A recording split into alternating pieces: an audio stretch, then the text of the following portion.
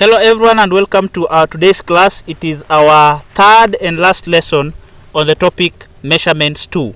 So as usual, let me comment by giving you the quote of the day, which states that be quick to forget the good you've done to others, but always be quick to remember the good others have done to you.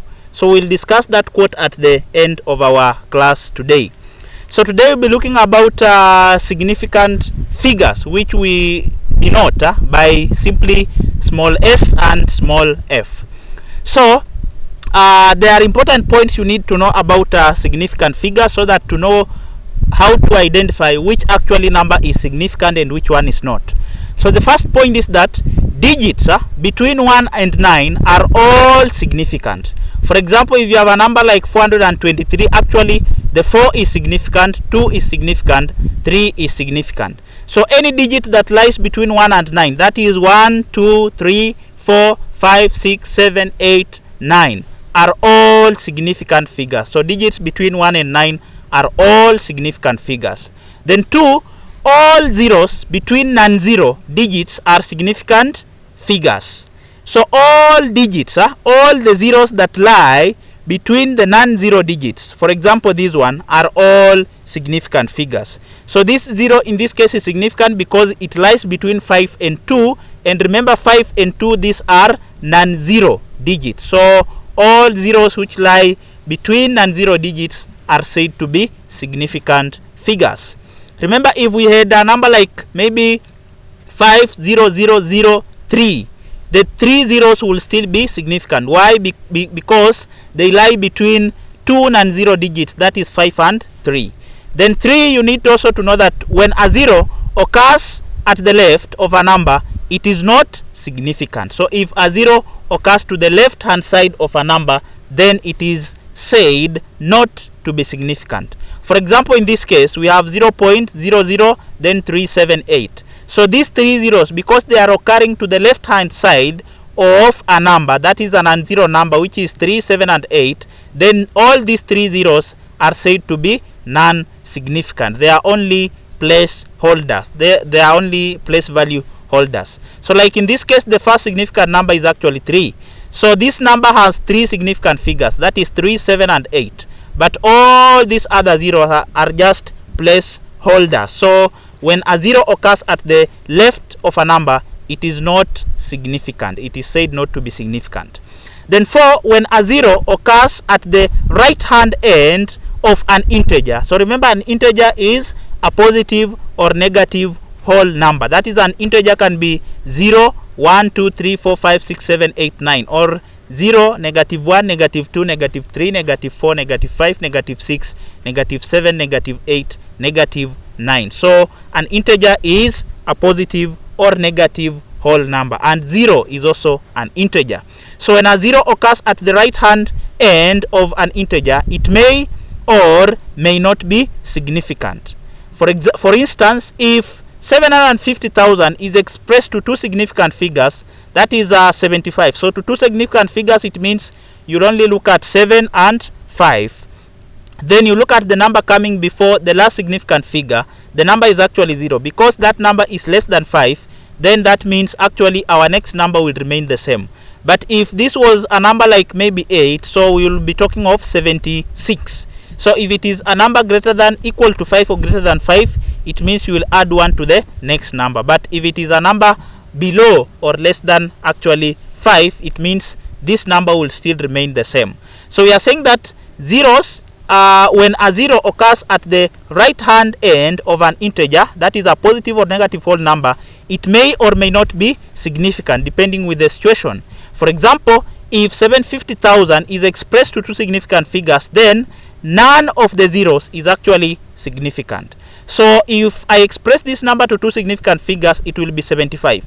So it means the 0, 0, 0, all these zeros are not significant. They are just place value holders. However, if the same number, that is 750,000, is expressed to 6 significant figures, so we have 1, 2, 3, 4, 5, 6. So if I express it to 6 significant figures, then all the zeros will be significant. All the zeros will be significant.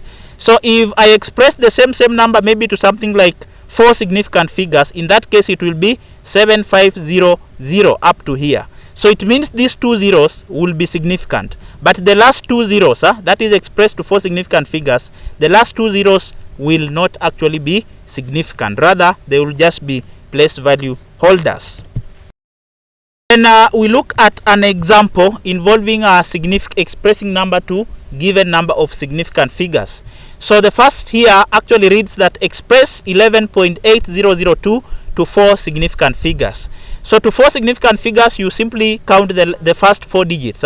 1, 2, 3, 4. So because the digit coming before the fourth digit is less than 5, it means this digit will still remain the same, so it will not change. So this number expressed to 4 significant figures, it will simply be 11.80, simply 11.80. So if we express the same number to 2 significant figures, you count the first 2 digits, so 1, 2, but you look at the second digit, that is the last digit.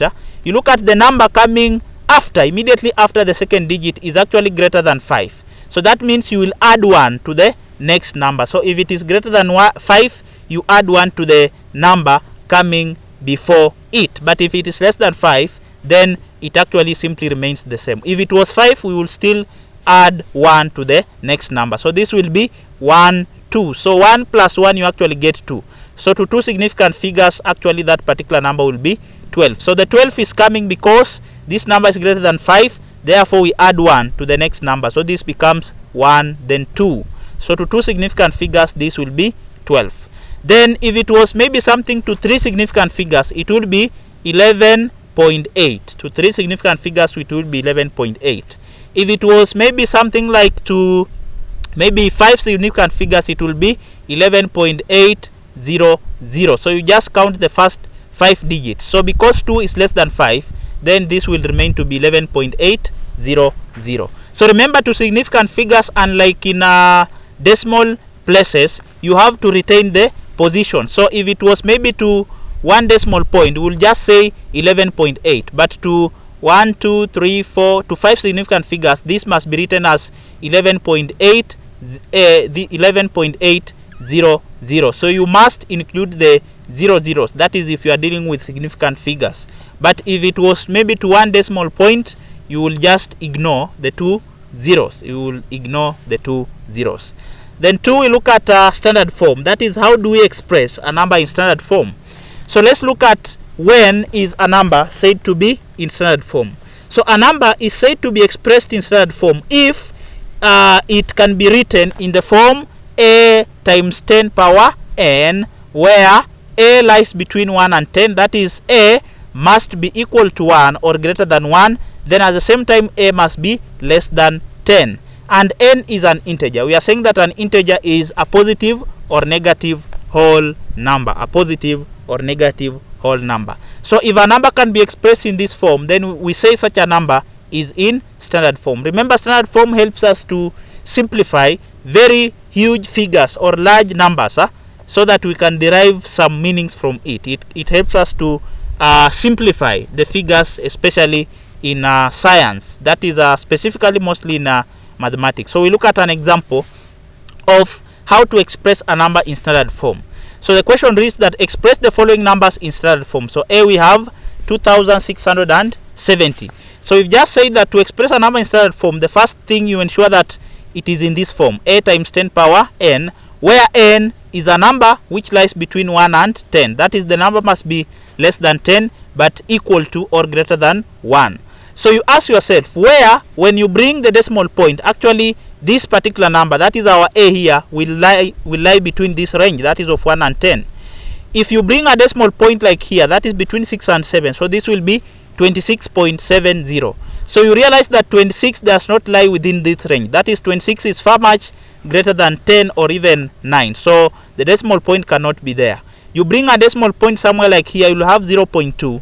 You realize that 0.2 is far much less than 1, so that it does not lie in this range.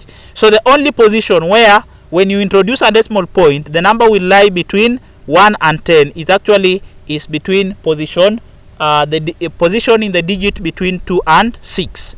So that we'll write this one as 2.670. So 2.670. Then you ask yourself, which number when you multiply by the 2.670, which number when you multiply it with it, you will actually come back here. That is, when I multiply 2.67 by what number will take me back here. So you realize if you multiply 2.67 times 1000, it takes you back here. Why? Because to bring a decimal point here, you have moved how many steps? 1, 2, 3 steps. So if I multiply this one times 1000, I'll get back here. So that means this number can still be expressed as 2.670 times 1000. But 1000 is the same as 10 times 10 times 10. That is a 10 multiplied by itself 3 times. So sometimes we can write it as 10 power 3. That is 10 times 10 times 10 can be written as 10 to the power of 3. So that this can be 2.67 times 10 power 3. So actually this number is said to be in standard form. So remember, 10 power 3 is just another form of expressing 1000, because you multiply 10 power 3, it means 10 multiplied by itself 3 times, which will give you 1000. So you get 2.67 times 10 power 3. So this number is said to be in standard form. So it is expressed in standard form. Why? Because it is in this form where a lies between 1 and 10. That is 2.67. It actually lies between this range. And n is our integer. So n is our integer. So an integer is a positive or negative whole number. So you realize 3 is a positive whole number. So it is an integer. Then B, we look at also how to express this in standard form. That is 0.00087. So you ask yourself, where when you bring the decimal point, actually the number will lie within this range, that is of 1 and 10. So you realize if you bring a decimal point here, that will be 87. So you realize 87 is far much greater than 10, so it does not lie within this range. You bring a decimal point here, you'll have 0.8. 0.88 is far much less than 1. So the only position where when you bring a decimal point, it will actually lie between 1 and 10 is between position 8 and 7. So because that will be 8.7. So 8.7, you realize 8.7 is actually greater than 1. At the same time, 8.7 is less than 10. So 8.7 is the appropriate position for placing our decimal point to satisfy the condition of A must be between 1 and 10. So now we have 8.7. Then you ask yourself, to get to the position of 8.7, how many places or how many points, decimal points, have we moved? We have moved 1, 2, 3, 4 positions. So we've moved 4 positions to the right hand side. So that means to take this number, that is 8.7, to take it back to where it was, we have to move 4 steps backwards. We have to move 4 steps backwards. Then the only way to move 4 steps backwards is dividing by 10,000, because 10,000 has 1, 2, 3, 4 zeros. So the 4 zeros can actually take us back 4 times. 1, 2, 3, 4. So if you take yourself 4 times backward, you will still come back here. Remember, in expressing to standard form, we are not changing the number. We are only expressing it in a different form, but actually its value must remain the same. So if I multiply by 10,000, I'll actually come back here. So this can be expressed as 8.7 times 1 divided by 10,000 divided by 10,000. Now 10,000 is the same as 10 multiplied by itself 4 times. That is 10 power 4. Then from the loss of indices, if you have 1 over a power n is the same as a power negative n. That is the loss of indices will be learned in mathematics, that is in form 2 work. So 10 power 4, if it moves on the numerator, if a number has a positive power, if it moves to the numerator, the positive power becomes a negative, and vice versa. That is, if a number has a negative power, that is to the denominator, if it moves to the numerator, the negative power changes to a positive. That is according to the laws of indices, that is which are taught in mathematics. So 10 power 4 or 10 power 4, if it moves upward, it becomes 10 power negative 4. 10 power negative 4. So that we have 0.0087 expressed to standard form as 8.7 times 10 power negative 4. So remember, we are saying that this one is now expressed in standard form because 8.7 is representing our A, and the A is lying between 1 and 10. That is 8.7 is greater than 1 but less than 10. Then times 10 power negative 4. We said that where n is an integer, and an integer is a positive or negative whole number, and actually negative 4 is a negative whole number, so that qualifies it to take the position of n. Then lastly, we have 23.00 times 10 power 3. So we are also required to express this number in standard form. So another student will say that the number is already in standard form, but before you say that, remember that the conditions for standard form is that A must lie between 1 and 10. So you look at the number occupying the position A actually does not lie between 1 and 10. That is 23.00. 23.00 is far much greater than 10. So that means this number is not in standard form. So to express it in standard form, first of all, 10 power 3 is the same as 10 times 10 times 10. That is 10 multiplied by itself 3 times. So that means 10 times 10 times 10, you actually get 1,000. So you multiply 23.0 times 1,000, you will actually get 23,000. Because the 1,000 will remove the 2 decimal points, then we will remain with an extra 0. So we'll have 23,000. So after having 23,000, now you ask yourself, where when you bring the decimal point, you'll actually find your A lying between 1 and 10. So actually the only position is actually between 2 and 3, because if you bring it between 23.00, 23 is far much greater than 10, so it does not lie within this range. So the only number that we draw in that range is actually 2.3. So I'll bring my decimal points between 2.3. Then you ask yourself, if I have 2.3, which number when I multiply by 2.3, it will take me back here. So to get to 2.3, I have moved how many decimal points? 1, 2, remember the decimal point was actually here. So I've moved 3 times. I've moved 4 times. 1, 2, 3, 4. So if I multiply by a number having 4 zeros, that is 10,000, it will still take me back here. So this is 2.3 times 10,000. Then 10,000 means 10 multiplied by itself 4 times, because it has 4 zeros. That is 10, 10 times 10 times 10 times 10. So 10 multiplied by 4 is the same as 10 power 4. So hence we have 2.3 times 10 power 4. So this actually number is in standard form, because A, it is expressed in the form A times 10 power n, where A, which lies between 1 and 10, that is 2.3, actually lies between 1 and 10. Then power 4, so 4 in this case represents our n, and we said that n is an integer which is a positive or negative whole number, and actually 4 is a positive whole number. So I also have some exercise here which I recommend that students should try and see whether they understood our previous calculation. So the first question reads, express the following numbers to 3 significant figures. So one, we have actually 184,446. So I've worked out, and the expected answer is actually 184, then 1, 2, 3, 4 zeros. So try working out and see whether you get the same answers as mine. In case you don't understand, just drop on the comment the nature of your problem, and I will help where possible. But you can also go through the previous examples, and I'm sure you will get the answers correctly. Then 2 reads, express the following numbers in standard form. So 1, we have 12, 6, 81. So I've worked out, and the expected answer is this. So try working out and see whether you get the same answers as the ones I'm getting here, because I believe these are the correct answers. So try working out and test yourself. See whether you understood our previous examples. Here we look at the oil drop experiment. The oil drop experiment.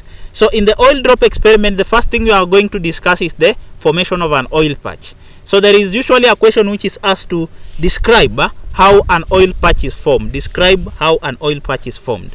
So how is the oil patch formed? So we look at the formation of an oil patch. So when an oil patch is usually formed from an oil drop. An oil patch is usually formed from an oil drop. But the question is how? So whenever when an oil drop is carefully put in contact with the surface of water, when an oil drop is carefully put in contact with the surface of water, it actually spreads out to form a very thin layer. But why does that layer form? So let's describe the formation of an oil patch. So we are saying that the formation of an oil patch is that when an oil drop is carefully put in contact with the surface of water, actually the oil breaks the surface tension of water whose particles pull away from the oil. So remember, oil is an impurity, and we did say that impurities will always lower the surface tension of water. So we are saying that an oil patch is formed from an oil drop, but the question is how. So we are saying that when an oil drop is carefully put in contact with the surface of water, actually the oil or the oil drop breaks the surface tension of water whose particles pull away from the oil. So remember, when the oil breaks the surface tension of water, it means actually the water that will be in contact with the layers of the oil, at those positions the surface tension will be low. Therefore, the oil will be pulled away by the surface tension on the other side of the water, which is now stronger. So we are saying that when oil is carefully put or placed in contact with the surface of water, the oil breaks the surface tension of water whose particles pull away from the oil. When the particles pull away, thus the oil spreads out to form a very thin layer which is almost circular. So the thin layer, this thin layer can be approximated to be 1 molecule thick or monolayer. So that 1 molecule thick particle is what we are calling the patch or the oil patch. So in short, we are saying that the formation of an oil patch occurs when an oil drop is placed on the surface of the water, it breaks the surface tension of the water, then its particles, whose particles pull away from the oil. That is because of the indifference in the surface tension.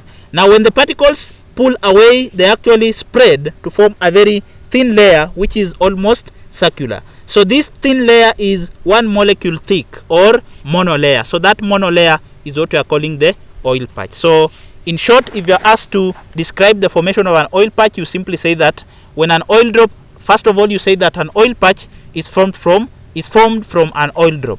So you say that when an oil drop is placed on the surface of the water, the oil drop being an impurity, it breaks the surface tension of water whose particles pull away from the oil. So when the particles pull away from the oil, actually this spreads out the oil to form a very thin layer which is almost circular. So that thin layer, which is 1 molecule thick or monolayer, is what is called an oil patch. Then 2, we look at estimating the volume of an oil drop. So we have 2 methods of estimating the volume of an oil drop. So let's start by looking at the first method of estimating the volume of an oil drop. So in the first method, you first fill 1 cubic centimeter graduated pipette with oil. So the procedure involved in the first method of estimating the volume of an oil drop, remember, if we are talking of an oil drop, we are talking of 1 drop of oil. So to estimate the first method, first of all, this is the procedure involved. First of all, fill a 1 cubic centimeter graduated pipette with oil. So you fill 1 cubic centimeter of graduated pipette with oil. Then you count the number of drops as they squeeze. You count the number of drops as they squeeze out of the pipette. So you count the number of drops as they squeeze out of the pipette. Remember, the total volume of the oil, we have filled a 1 cubic centimeter pipette. So meaning the volume of the oil in the pipette is actually 1 cubic centimeter. Then you allow the particles or the oil drop to squeeze, that is drop by drop, as you count the number of drops. So assuming the number of drops of the total oil that were filled in 1 cubic centimeter, 1 cubic meter of the pipette is X. So assuming the number of drops is actually X, then it means that the average volume of each drop will actually be the volume of all the drops, which was 1 cubic centimeter, because we filled a 1 cubic centimeter pipette, divided by the number of oil drops. So if you are saying the number of oil drops were X, that is, X is just an unknown, it represents the number of oil drops, then the total volume of the oil in the pipette was 1 cubic centimeter, then it means the volume of each drop, or the volume of one drop, will be the total volume of all the drops, which is 1 cubic centimeter, divided by the number of drops. So that is the first method of how to estimate the volume of an oil drop. So we've said that the procedure involved is that 1, you fill a 1 cubic centimeter graduated pipette with oil.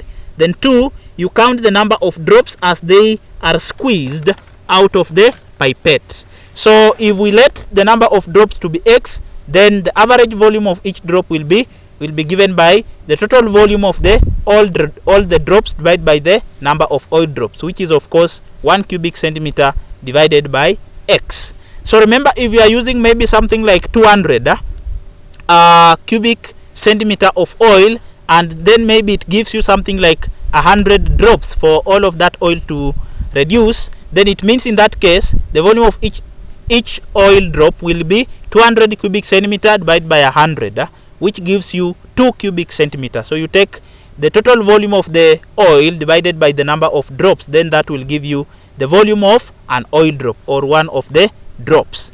Then the second method here involves 1, you hold a drop of the, so in the second method the procedure involved is that 1, you hold a drop of the oil in front of a fine millimeter scale. You just hold 1 drop in front of a fine millimeter scale.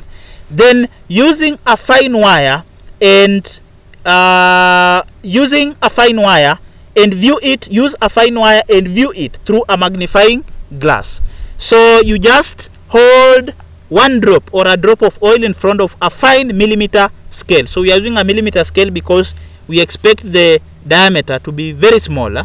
So hold a drop of oil in front of a fine millimeter scale, then using a fine wire, use a fine wire and view it through a magnifying glass. Then after, remember the magnifying glass will help you to magnify the scale, so that even if it is small, you will actually see that how many divisions have the oil drop occupied. Then after that, of course, you read off the diameter d of the oil drop. So we are saying that assuming you read the diameter of the oil drop to be d, maybe cubic centimeter or even cubic meter, then it means the radius will be d divided by 2. Remember, the radius is equals to diameter divided by 2. The radius is always half the diameter. So if the diameter, that is the diameter you've read using a millimeter scale and a magnifying glass, if you realize the diameter of 1 drop, you find it as d, then the radius of the 1 drop will actually be diameter divided by 2, because the diameter is always twice the radius. So the radius will be half the diameter. So diameter d divided by 2. Then assuming the oil drop is spherical in shape, that is assuming the shape of the oil drop is actually that of a sphere. Assuming the oil drop is spherical in shape, then the volume of the oil drop, remember, the volume of the oil drop will be equal to now the volume of the sphere. Why? Because it is an assumption we are making that the oil drop is spherical or is in the shape of a sphere. So the volume of the oil drop will be equal to the volume of a sphere. Now the volume of a sphere is always given by 4/3 pi r cube. That is 4/3 times the cube pi times the cube of its radius. So if our diameter was d, then radius is d/2, then it means the volume of the oil drop will be given by 4/3 pi times d/2. It will be d/2 cubed. I've written here 3, but sorry, it should be 2, because we are simply taking this diameter. So it is diameter over 2, that is, which is represents the radius, d/2 cubed. That is the radius cubed. This was an error. It should be d/2 then cubed. Then we also look at how to obtain a monolayer of a patch. How to obtain a monolayer of an oil patch. So remember, a monolayer is from the word mono. Mono means one. So we are looking for only one layer of the patch. So the procedure involved in how to obtain one layer of a patch or monolayer of a patch, the procedure involved is that 1, you fill a level tray with water until it overflows. So this is our level tray in this case. So you fill a level tray. A level simply means it is on the same level. So these are the wedges that will help us in leveling, ensure that actually our tray is flat or level. So the procedure involved on how to obtain a monolayer of an oil drop is that 1, you fill a level tray with water until it overflows. So you fill this tray with water until it overflows. Then 2, clean the surface of the water by moving a waxed coat rod across it. So these are our waxed coated these are actually our rods. This is our first rod, then this is our second rod. So you clean the surface of the water by moving a waxed coated rod across it. So the wax coated rod, remember wax can attract some small dust particles. Then after that you place two waxed beams at the center of the tray and slide them towards the edges of the tray. So you place these two actually two beams. This is my first beam, then this is the second beam. So you first of all place it at the center of the tray and then you slide them. You slide them outward. So this beam you move it outward, then this other beam from the center you also slide it outward. So you place two waxed beams at the center of the tray and slide them towards the edges of the tray. So these beams will be used to estimate the diameter of the spread. That is, after the spread has actually been formed, or the patch has been formed, we will adjust these beams closer to the until they attach to the edges of the patch. Then of course we use something like a meter rule to estimate this distance, because this will be the diameter of the oil patch. So I've said that place two wax beams at the center of the tray and slide them towards the edges of the tray. Then this will be used to estimate the diameter of the spread. Then after that you sprinkle this, what we are calling the lycopodium powder. So the purpose of the lycopodium powder in this experiment is simply to dust the surface, to dust the water surface. To dust means to remove dust particles. So if you are asked to state the purpose of lycopodium powder in the oil drop experiment, is to remove dust particles from the surface of the water, or simply to dust the surface. Then sprinkle lycopodium powder lightly on the water surface. So we've already said the purpose of lycopodium powder, to dust the surface. Then after that, touch the surface of the water with the drop until it spreads on the surface. So you touch the surface of the water. If this is the surface of our water, you touch the surface of the water with the drop until it spreads on the surface. Then after that, the area covered by the oil is seen as a clear circular path of the oil left as the water particles pull away from it. So we are saying that you touch the surface of the water with the drop until it spreads on the surface. Then it will be observed that the area covered by the oil will be seen as a clear circular patch of oil left on the water particles as they pull away from it. So remember, we've said that oil is an impurity. So if you place it on the surface of the water, it lowers the surface tension of water it lowers the surface tension of water. So it means the water being at a greater surface tension than the water near the particles of the oil drop.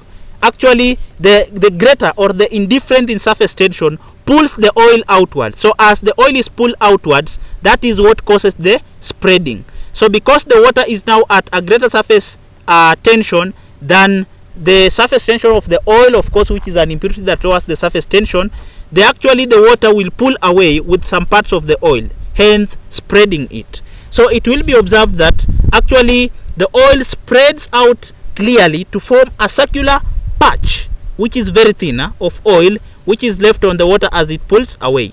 Then after that, you adjust. You move these particular rods closer to the edges of that patch so that you can estimate its diameter. So adjust the rods and use a meter rule to estimate the diameter of the patch. Maybe say D1. So if you obtain the diameter of the patch to be D1, you repeat the same procedure 3 times and get other average diameters, maybe D2 and D3. So assuming in our first experiment we found the diameter of the patch to be D1, then in our second experiment, that is repeating the same procedure, we obtain the diameter as D2. Then if we repeat the same procedure in the third time, we obtain the diameter as D3. Then the average diameter, that is D average, will be equal to the diameter from the first experiment, diameter plus diameter from the second experiment plus diameter from the third experiment by 3. That is, we are finding the average so that to reduce some of the errors, although this experiment is actually an estimate. Then after that, the area of the patch which we are saying that the patch will actually be circular, it will be equal to the area of a circle. So the area of a circle is always given by pi r squared, where r is the radius. So remember here we have obtained the d average. This is the diameter. So if you have the diameter is always twice the radius of a given circle. So if the diameter is d average, then actually the radius will be diameter divided by 2. That's why you are seeing here we have d average divided by 2. So this will be equal to pi radius, which is diameter, over 2, then squared. So this will be the area of the patch, which is actually circular. Patch is circular. Then another assumption made in this experiment is that the volume of the oil drop is assumed to be the same as the volume of the patch. That is because the patch is being formed. Remember, patch is just one layer or monolayer of the oil drop. It is the same oil drop, only that it has actually spread on the surface of water. So we assume the volume is the same. So that is an assumption. So if you assume that the volume of the oil drop is equal to the volume of the patch, then you are saying that the oil drop is assumed to be in a spherical shape. That is, it is in the shape of a sphere. Then the patch is assumed to be circular. But because we want to estimate the thickness, then if a circle is placed in 3 dimensions, then a circle in 3 dimensions will actually be adding the thickness or the height. So in that case, the cross-sectional area is circular. Then we also have the height. Then in that case, we are actually talking of a cylinder. So that's why you are seeing me here talking of a cylindrical. But the shape of the patch is actually circular. But if you add the thickness, a circle times height, we are talking of 3 dimensions. So that in that case, we will be talking of a cylinder. So the volume of the oil drop, we are assuming is the same as the volume of the patch. And the volume of the patch is the cross-sectional area or the area of the patch times its thickness. So area of the patch times the thickness. So the thickness of the patch, which represents the height. So in this case, we are talking of the volume of a cylinder. So in short, we are saying that because the oil drop is assumed to be spherical, so its volume will be the volume of a sphere. That is 4/3 pi r cubed. Then because we are saying that the patch is circular, but when you add a thickness, it becomes cylindrical, then you are saying that the volume of the patch will be equal to the volume of a cylinder. That is pi r squared h, where h represents the thickness of the patch or the diameter of the patch. So if you want, our aim was to obtain the thickness of the patch. If you want to obtain the thickness of the patch, you simply make h the subject of the formula. That is by dividing both sides by pi r squared by pi r squared. So you remain with h, which is the thickness, being equal to pi r cubed divided by pi r squared. So remember, pi r cubed, this is the volume of the oil drop. Then pi r squared, this is the area of the patch. So that means the thickness of the patch or the diameter of the patch will be equal to the volume of the oil drop divided by the area of the patch. The volume of the oil drop divided by the area of the patch. So what students need to remember here is that you must always remember that the oil drop is assumed to be spherical, such that when you want to find the volume of the oil drop will always be equal to the volume of a sphere. You must also remember that the volume of the patch is always taken to be cylindrical, is equal to the volume of a cylinder. Why? Because we assume the patch spreads into a circle or the patch is circular. But if we are talking of volumes, a circle cannot have a volume because a circle is in 2 dimensions. So to bring it in 3 dimensions, we must introduce another dimension, which is the height. So in that case, a circle plus a height, you are actually talking of a cylinder. So you must always remember that the volume of the patch will also always be equal to the volume of the cylinder, where the cross-sectional area will be the area of the patch, then the thickness will be the diameter or the height or the thickness of that particular patch. So that the thickness of the patch will be volume of the oil drop divided by the area of the patch. Then another common question that is asked here is that what are the assumptions made in doing the oil drop experiment? What are the assumptions we make while doing the oil drop experiment? Remember, assumption is from the word to assume. To assume, we get the word an assumption. So what are things that we assume? We know they may not necessarily be true, but we assume they are true for the purpose of estimating the thickness of the patch. So what are the assumptions? So there are 3 assumptions which are made in the oil drop experiment. One is that we have already talked of it here. One of the assumption is here. that the volume of the oil drop is equals to the volume of the patch. So if you are asked to give 3 assumptions made in the oil drop experiment, one is that volume of the oil drop is equals to the volume of the patch. Then the second assumption is that the oil drop is spherical in shape while the patch is circular in shape. The oil drop is spherical in shape while the patch is circular in shape. Then the third and last assumption is that the patch is a monolayer.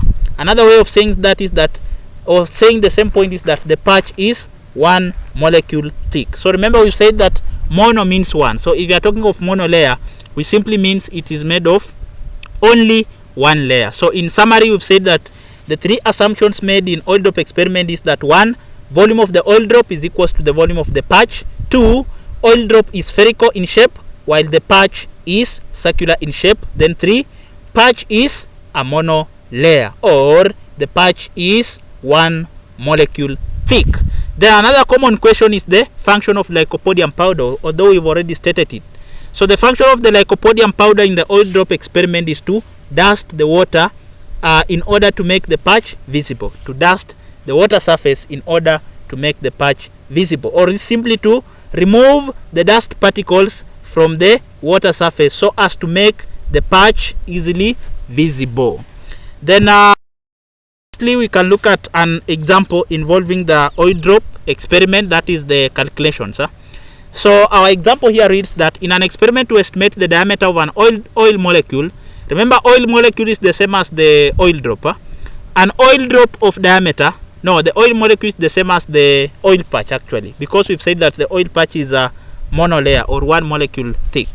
So we are saying that in an experiment to estimate the diameter of an oil molecule, an oil drop of diameter 0.05 centimeter spreads to form a patch of diameter 20 centimeter, full stop. We are required to determine A, the volume of the oil drop, B, the area of the patch, C, the diameter of the oil molecule. So to find the volume of the oil drop, so first of all, remember from our assumptions, we did say that the volume of the oil drop is actually spherical in shape. So the assumption is that the oil drop is spherical in shape, so that the volume of the oil drop will be equal to the volume of the sphere. So that is one thing you must always remember, that oil drop is spherical in shape while the patch is actually circular in shape or cylindrical, so that the volume of the patch will always be equal to the volume of the cylinder, while the volume of the oil drop will always be equal to the volume of the sphere. So volume of the oil drop is equals to the volume of the sphere, and the volume of the sphere is actually given by 4/3 pi r cubed. So if I substitute the values, I have 4/3 times pi is 3.142. It would depend with the specification of the question, but in case they have not specified the pi that you are supposed to use, it is recommended that you use 3.142. That is in physics. So we are told that 4/3 pi times r cubed. So the radius, we are told that the oil drop of diameter 0.05 centimeter. So if this is the diameter, then remember the diameter is always twice the radius. Then it means the radius will be 0.05 divided by 2.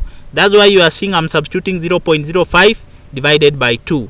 So the volume of the oil drop will be equal to the volume of the sphere, which is 4/3 pi r cubed. Then because you are given the diameter, so the radius will be half the diameter. So we have 4/3 pi, which is 3.142 times 0.05/2 cubed. So you work out this one correctly in standard form. This is the answer that I expect you to arrive at. Then because it is the volume, it will actually be cubic centimeters, because actually the radius was in centimeters. So the volume will be cubic centimeters. Then B, the area of the patch. We said that the patch spreads into a circular path, but when we are talking of the volume, we'll be talking of the volume of actually a cylinder. So they want us to find the area of the patch. So the area of the patch, because the patch spreads into a circular path, then it means the area of the patch will be equal to the area of a circle. Then the area of a circle from mathematics is actually pi r squared, where r is the radius of the circle. So if we take our pi to be 3.142, then times r squared, so we are told that spreads to form a patch of diameter 20 centimeter. So if this is the diameter, then the radius will actually be 10, because the diameter is always twice the radius. So 20 divided by 2, you actually get 10. So we have 3.142 times 10 squared. So pi r squared. You square that one, you will get 314.2 square centimeters, because that is area. Then lastly, the diameter of the oil molecule. Remember, the diameter of the oil molecule is what we are calling the thickness of the oil patch. So the diameter of the oil molecule is equal to the thickness of the oil patch. Then we said that the thickness of the oil patch from our previous derivations was equals to the volume of the oil drop divided by the area of the patch. Volume of the oil drop, we have already calculated it as 6.5458 times 10 power negative 5 cubic centimeter. Divided by area of the patch, we have obtained it up here. So you divide those two, you actually get 2.0833 times 10 power negative 7 centimeter. So that is the diameter of the oil molecule, or sometimes we call it the thickness of the oil molecule. So lastly, I'll give you an exercise that you try and see whether you understood our previous calculations. So I recommend that students should try these exercises because they help you to understand and grasp those concepts further. So the first question reads that in an experiment the diameter of